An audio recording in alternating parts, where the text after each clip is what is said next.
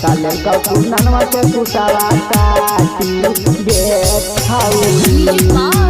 DJ विकास सीतामढ़ी। जाता देबौ तोरा बढ़निया से झाटी गे छाउरी। जाता देबौ तोरा बढ़निया से झाटी गे छाउरी। हाँ गे छाउरी कखननमा के लेला कौ कुटावा काटी गे छाउरी। काले का कुननवा के कुटावा काटी गे छाउरी।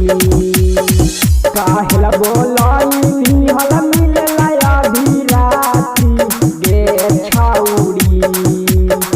काहेला बोलाई हला मिलेला आधी राती गे छाउरी। हाँ गे छाउरी कखननमा के लेला कौ कुटावा काटी गे छाउरी। काले का कुननवा के कुटावा काटी गे छाउरी।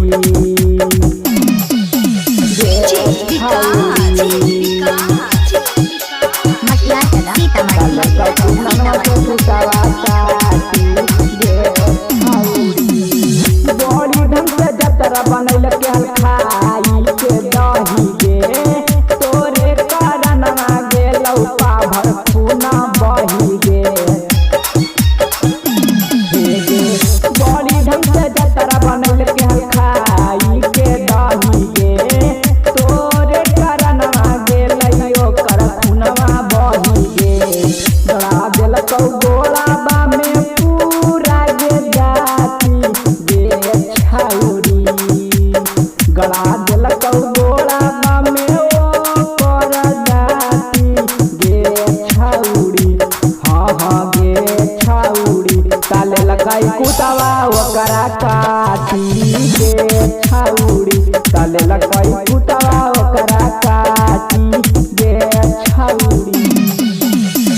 काले लगाई कुटावा ओकरा काटी गे छाउरी।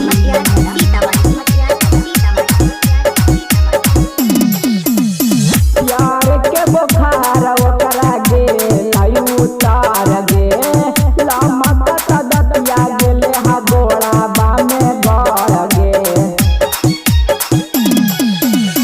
प्यार के बुखार ओकरा गे लाई उतार गे लामा दतिया गेले हा गोड़ाबा में गड़ गे। लगहौ की मार देनी हलो कर माती गे छाउरी।